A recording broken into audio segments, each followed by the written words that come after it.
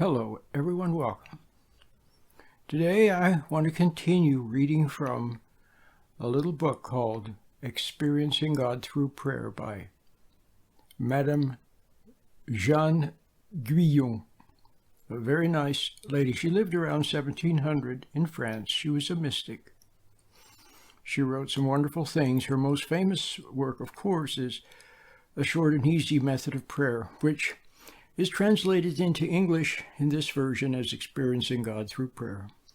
I want to continue reading from chapter 1. She said, the simple requirement. She said, first of all, it's for anybody. You can be a prisoner. You can be a carpenter, an accountant, a clerk. You can be a dancer. You can be a prisoner. You can be anything, a retired person. Doesn't matter. It's for everyone. But you have to have a yielding heart. I talked about that in my previous video. But here's something important. When I say you've got to have a yielding heart, then a lot of people, they think, well, I do. I have a yielding heart. I'm a nice person. I want to get along with everybody. I like to go to church and hear nice things and so on. Okay. But the yielding heart means two things. It means that you're willing to admit that you're wrong. And it often comes in those little moments. I'll give you an example. Your little child comes to you with something, a question. You know how kids come with questions, which is good. But you're impatient with your child. You want to drink your latte, or you want to text something, or you're doing something else. And you say, don't ask me now, I'm busy. And then you see your child get a tear in her eye. And then at that moment, you can either say, I'm sorry, I was impatient. I apologize. And then clear the air. Or you can harden your heart at that moment. Stop crying. Don't you have any homework to do? See, that's just one little example. You get the idea.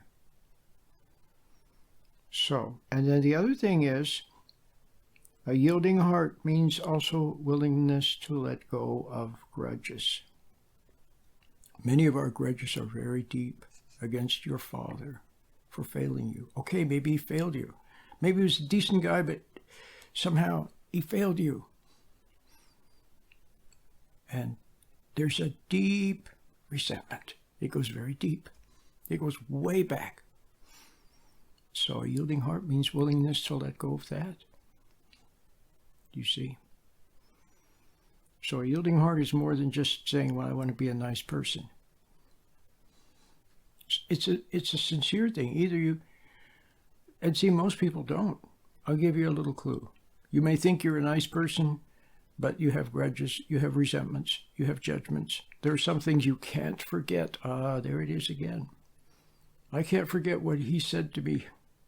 I can't forget what he did to me. See? Well, maybe they did you wrong.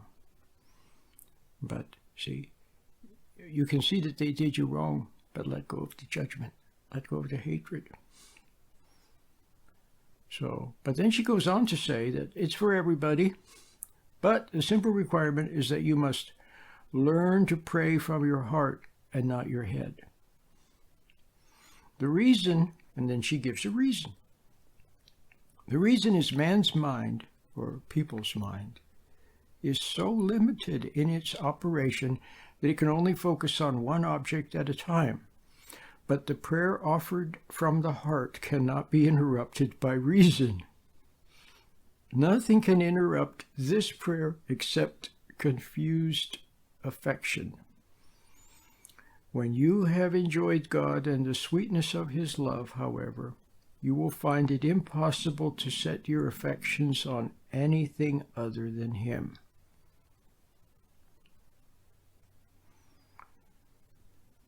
see, first of all, the thoughts get in the way. Study gets in the way. Learning gets in the way. It gets in the way. And the intellectual, the one who studies chapter and verse, the one who spouts things eloquently, is lost in thought, lost in imagination, lost in words, lost in concepts. And they interfere with the direct connection with God. From the heart, heart to heart. It's a beautiful expression, a heart-to-heart talk. Do you remember there used to be an expression where someone would say, well, I want to sit down with you and let's have a heart-to-heart talk. Heart to heart. Do you understand?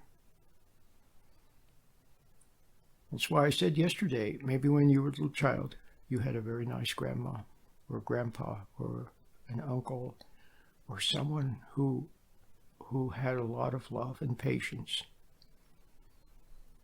And when you sat down, I remember I had a doctor that way.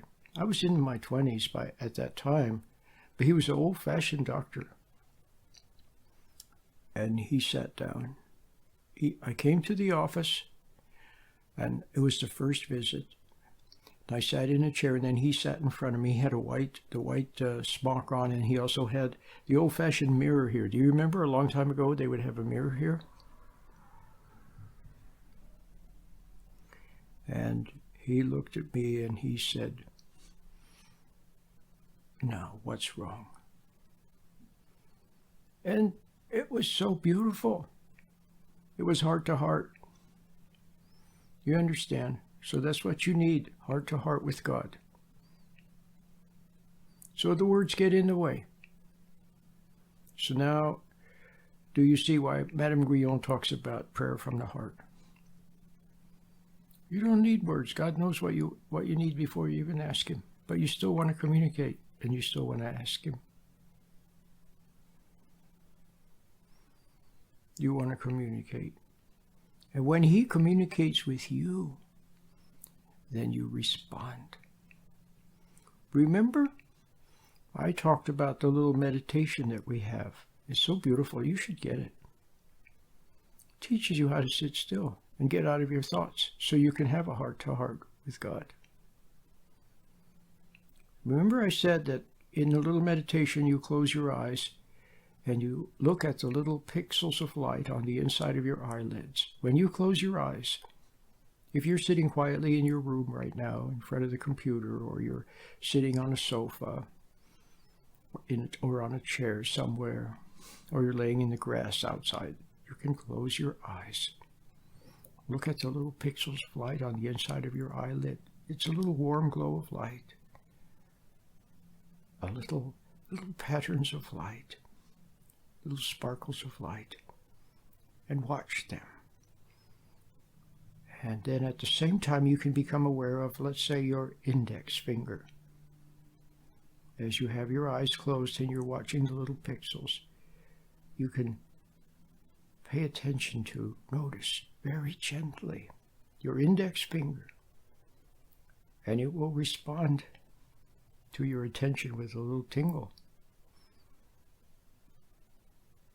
Have you ever seen little kids when you notice them, "Mary,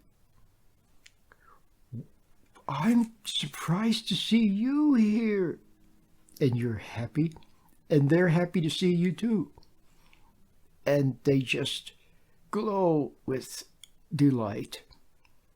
They respond to your loving attention. So if you gently notice your index finger, then it will respond with a little tingle. Now, let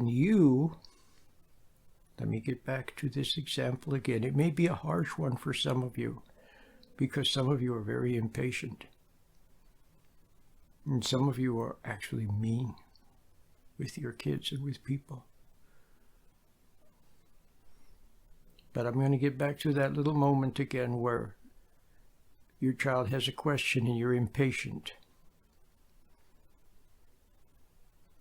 And then you realize it. Maybe the tear in her eye helps to awaken you to realize, but at the moment you realize it, and if you stay with that, then you're going to feel what? A little bit bad. Ashamed and a little bad that you were so impatient. And do you know what that is? That's a tiny heart-to-heart with God. He's making you aware by way of your conscience, which is your closest link to God. Your intuition, your conscience. When you make a little error, he makes you aware right away. And he's paying attention to you by way of your conscience. Because you did something wrong, you were impatient with your child. And if you respond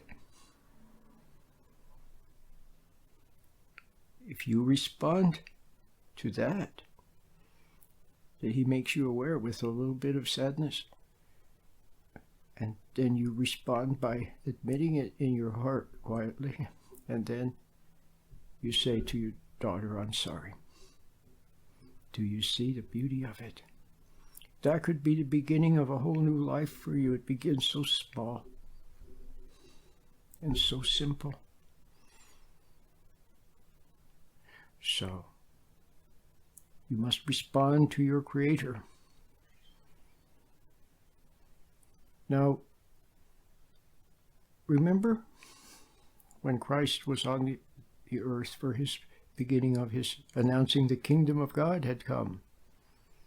Some people heard what he said and they responded with joy.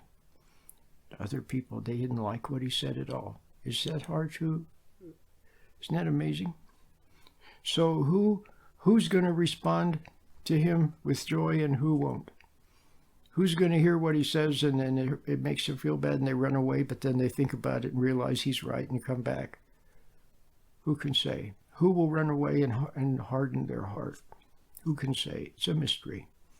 But if you're one of those that loves, deep down in your heart, you love the truth, then you will respond at some point, and then your whole life will change for the better. Now, let's continue with Madame Guyon. She says, I'm reading from Madame Guyon from her book, Experiencing God Through Prayer. It's an English translation, and the editor of this little book is Donna C. Arthur. It's a very beautiful book. I tell the story in another video of mine somewhere. I tell the story. Oh, and I tell the story of how I came upon this book. Would you like to hear the story? There was a Chaplain Ray. He had a prison ministry for many years. He ministered to prisons. He went to prisons and he visited with the prisoners. There's a lot of nice people in prison, you know. They made one mistake, or maybe they were put there for no reason. They were falsely accused. There's a lot of nice people. But anyway, he had a prison ministry, and then he also had a radio program. It used to be on the radio in the Bay Area. I loved it. I used to listen to him every night. But he talked about this book, and he offered this book, this Experiencing God Through Prayer. He offered this book. If you send in a little donation of any amount, he would send it to you. So I sent in a little donation, and I got it. And I tell the story of that and much more in the introduction to a book that I edited. It's called A Guide to True Peace Revisited. It's a beautiful book, A Guide to True Peace Revisited. It's on Amazon. And it's a little book. See, it's very little. Take it with you. And what is it? It's a republication of a book in the public domain called A Guide to True Peace. And it has the writings of Madame Guyon, some of excerpts from her writings, the writings of François Fénelon, and of Miguel Molinos. Oh, it's beautiful. They were all mystics. Nuggets of wisdom in here. And I have a rather lengthy introduction. I tell about the life of Madame Guyon and Fenelon and Miguel Molinos, and I talk about how I discovered this book. So you should get this. It's very reasonably priced. It's available in quality paperback, and it's also available in a Kindle edition. A lovely little book. And you can get it at Amazon. A Guide to True Peace Revisited. Oh, it's beautiful. Maybe I'll read a little bit sometime. But now we're reading from Madame Guyon. Beautiful. Now we're reading from chapter 1. She says, I have found it easy to obtain the presence of God. He desires to be more present to us than we are to seek him. He desires to give himself to us for more readily than we are to receive him. We only need to know how to seek God, and this is easier and more natural than breathing. Beautiful. Oh, dear ones, do not think of yourselves as misfits. By prayer, you can live in God's presence with as little effort as you live on the very air that you are now breathing. It's very beautiful. Madame Guyon.